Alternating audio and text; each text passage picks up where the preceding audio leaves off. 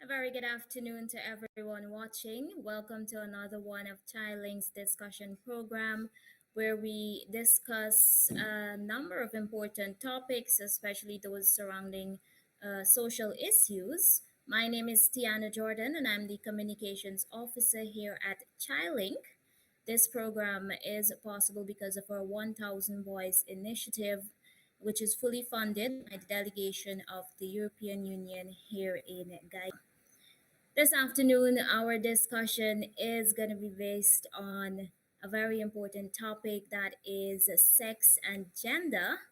And I have with me uh, a teen girl. Her name is Natalia Henry. Good afternoon to you, Natalia, and welcome to today's discussion. How are you doing this afternoon?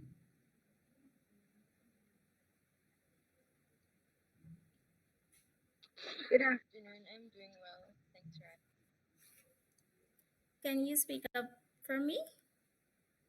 Good afternoon. I'm doing well. Thanks for asking. Okay. And for those who are not familiar with you and would like to know a little bit more about you, can you share a little bit about yourself with us?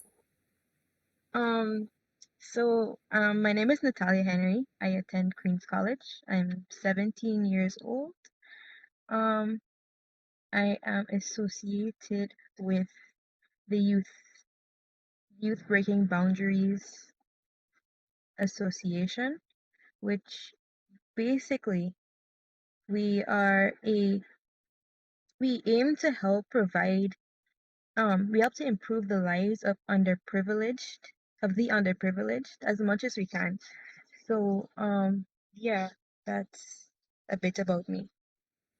Okay, thank you for sharing a bit about what you do and so on.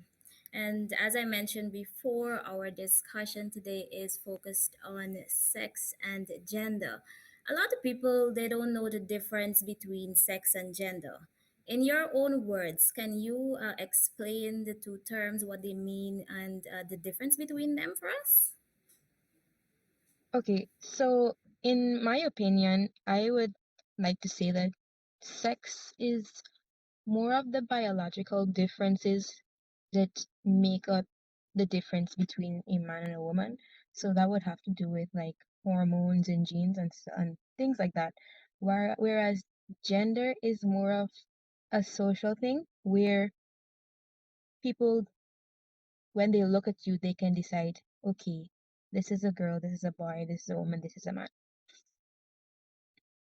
Yes, you're right. So when it comes to sex, it's mainly genitals, whether you have a penis or a vagina, and of course, gender, it's more in a sense of one's inner self or who you are as a female or male, like you mentioned.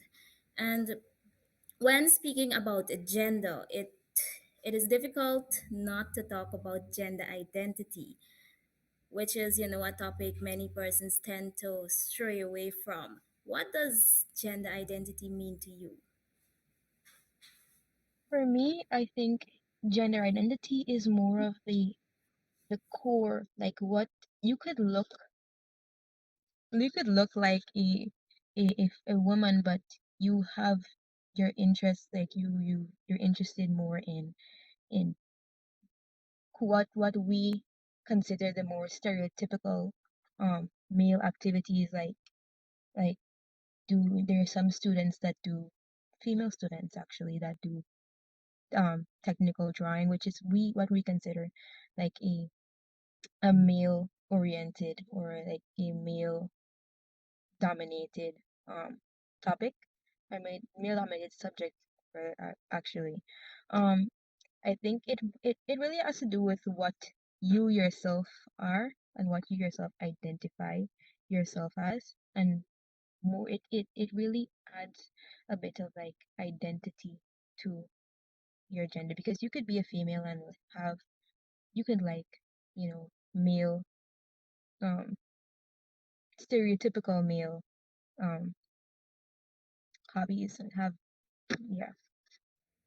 Yes, definitely, Natalia, you're on the right track. So, talking about gender identity, this again comes from one's in itself, and it may not align with the sex that was assigned to you at birth by your parents.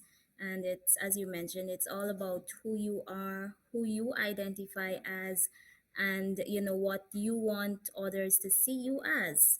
And why do you think it's important for us to be aware of our gender identity, and also the gender identity of others, what they identify as? Because there are persons out there who don't identify as either male or female.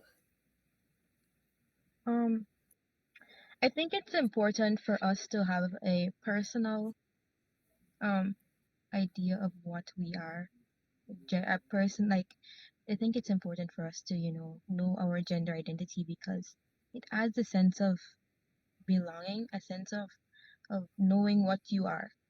And I think it's important for us as people to respect each other because and that's why I think it's important for us to respect everyone's gender identity because I feel like people get feel disrespected very easily, and for you to ignore something as critical as their their what they identify as can come off as very rude. Sometimes, I know a lot of times actually. Yeah, you're correct. So it's important for us to you know understand ourselves and understand the people around us and what they want us to identify them as. And these days on social media, alongside person's name, you would see what they identify as, whether it's him or her, and so on. And some persons, you're right, they do feel disrespected if you call them something that they don't identify as, and then it would turn into a whole other story. So you're right.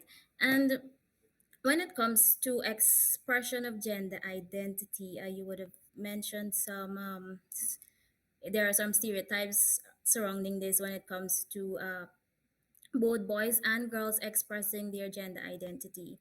Can you go into some of the ways this is done? As a girl, I how did think you express your gender identity growing up, and how do you still do um so? for me growing up, because we live in a society where um gender is kind of it is a big thing.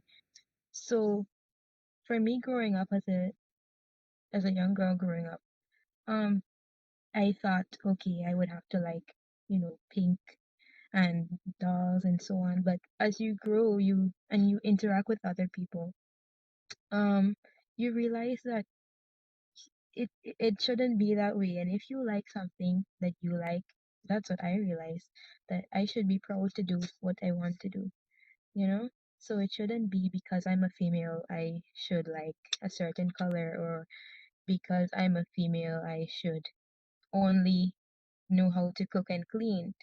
If I'm a female and I want to go and learn something technical, or I want to go and learn to do something stereotypically male, I should be allowed to, and I should be embraced in that community and not, neglected. And that's something I do, and like I don't feel any way about it when I do so because I know that it's what makes me happy. Yes, you're definitely correct. Girls there, and boys growing up, from as young as possible, you know, parents, they would probably dress their boy child in blue and their girls in pink, and that child doesn't even like that color. And as you get older and you see a boy or a man wearing pink, there would be a lot of talk surrounding that specific guy.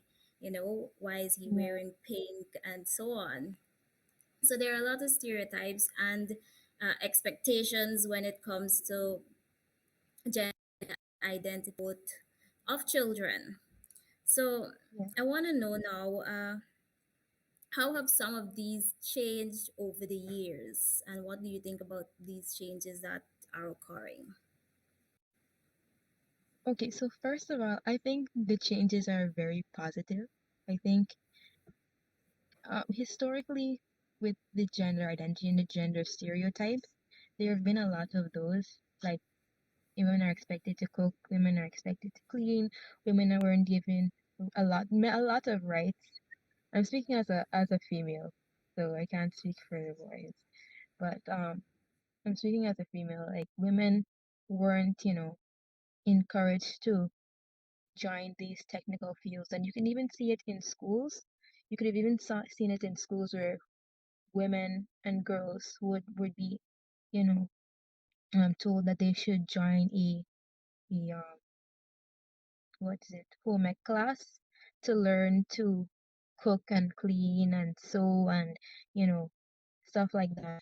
But I think now it's more encouraged that girls could do whatever girls want to do, and even boys could join in those home ec classes. I know for me, um, boys are encouraged to join home ec because I don't think any skill should be um, kept to or assigned to one gender, because who are we to say what males can do and what females can do and what they can and cannot do.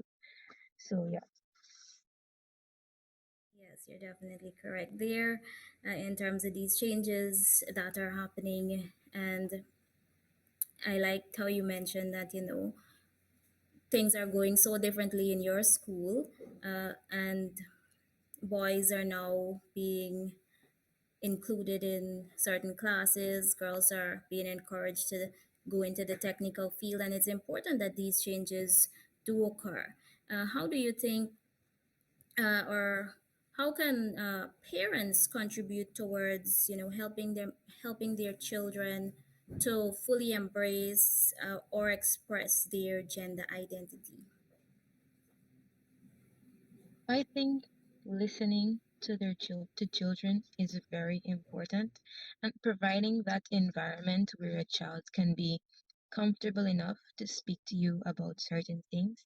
I feel like a lot of parents, a lot of the time, they tend to force their children to, you know, play with certain toys, and oh, you're a girl, you mustn't speak or hang around with the boys too much, because if you hang around boys too much, you're gonna start acting like a boy. And all these things, I feel like parents should be open-minded to a lot of the changes that are occurring in our society today. And I think that if they provide that environment, children will be way more open to uh, speaking about to their parents about you know their gender identity and what they identify as, and not be afraid or to be scrutinized or judged by their parents, because the last thing a child needs when they decide to express that to their parents is for their parents to target them and be like, okay, you can't do this because you're a girl. And I think that's a lot of the problem, not creating an environment where children are comfortable enough to speak to their parents about certain topics. Yes, it comes down to parents listening to their child, and like you mentioned, creating an environment where they would feel safe to speak about certain topics. And you know and also, I want to know, what role can teachers play when it comes to this? Okay, so we often hear that, teachers, the school is a child's second home. So if you are a teacher and you're spending 8 hours, 5 days a week with this child, I think you as a teacher will have a lot of input and a lot of a big role to play in the way that child develops. So I don't think teachers should be discriminative in the way that they treat children that decide that they don't want to identify as X or Y gender. And I think the teacher should be more open minded to students joining classes that aren't stereotypically their gender, because at the end of the day, like I said before, who are we to say what a man and a woman can and cannot do? You're right, Natalia. And as we move on, what advice would you give to youths out there who are struggling to express their own gender identity and who are struggling to, talk to their parents about these type of issues? Um, I would give them the advice to, as much as it sounds, I don't think you should. I think you should try to accept what your gut is telling you. And if you are a girl and you want to do something that society is telling you you cannot do because you are a girl, or you're a boy and society is telling you, oh, you shouldn't do that because that's a girl's job. I don't think that you should listen to everyone else's voice. Um, you should just listen to what you want to do and what feels best for you to do at that time, because at the end of the day, when you grow up, you will not regret the things. I think you would regret more the things that you didn't do, because, you know, if you really want to do it, I don't think you should let other people, you know, detour you by using their words to say you can and you cannot do certain things. As it relates to the parents, I think you should have a talk about you not being disrespectful to your parents, of course, but I think you should speak to your parents about certain things, about especially gender identity, because it's your parents we're talking about, and they cannot simply leave your life. They're gonna be around for a very long time, and I think you need to garner the strength and courage to explain to your parents, okay, um, I identify as X, I identify as Y, I want to do X, I want to do Y, and you know, just wait for the outcome. Yes. And while you were sharing your very good advice, I, thought of something. I want to know how how can children or how can young people be affected uh, when they don't get to fully embrace themselves, or they don't get to you know uh, express their gender identity, or let others know that they're struggling to let others know that they identify as this. They're hiding a piece of themselves away. How are they being affected, or what is the impact or effect this can have on them? Like, when you hide that crucial part of yourself, you are putting yourself at a disadvantage, because, you know, you can't be your true self around the people you are closest with.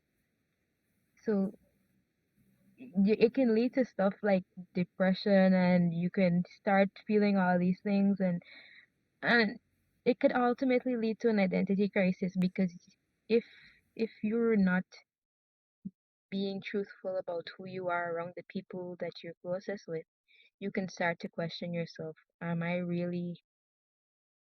X am I really feeling this way, or is it just because of X or Y? I think that those are the causes, the main cause that I can think about right now that could affect a person that, hasn't isn't willing to, or not that isn't in the environment that they could fully express their gender identity. Yes, depression is a big thing when it comes to this. And, these can also lead to suicidal thoughts when they realize that they cannot talk about their feelings, they cannot express themselves how they want to, and so Yeah. on. Is there anything else you would like to add this afternoon, Natalia? Um, I think society puts a lot of pressure, especially the society that we live in. This it puts a lot of pressure on us as youths to conform to the standards that they put on us. But I don't think that we as youths should. There, of course, there are certain values that we should keep with us, but I don't think we should feel pressured in any way to conform, especially to, the gender aspect of it, to conform to this the stereotypical, gender norms that society has placed on us. Thank you very much for sharing that. And you're correct. Youths, they need to share their opinions, express themselves. We need to give them a platform to, voice their own opinions and so on. And this is why we're doing these discussions here at ChildLinK. And I want to thank you very much for taking the time out to be here this afternoon, Natalia. No problem. Yes, and I do look forward to chatting with you sometime again in the future. I learn a lot from these discussions, and I'm sure the persons watching, they also are learning a lot. And every day we learn something new. So It once was again, great I want to being here.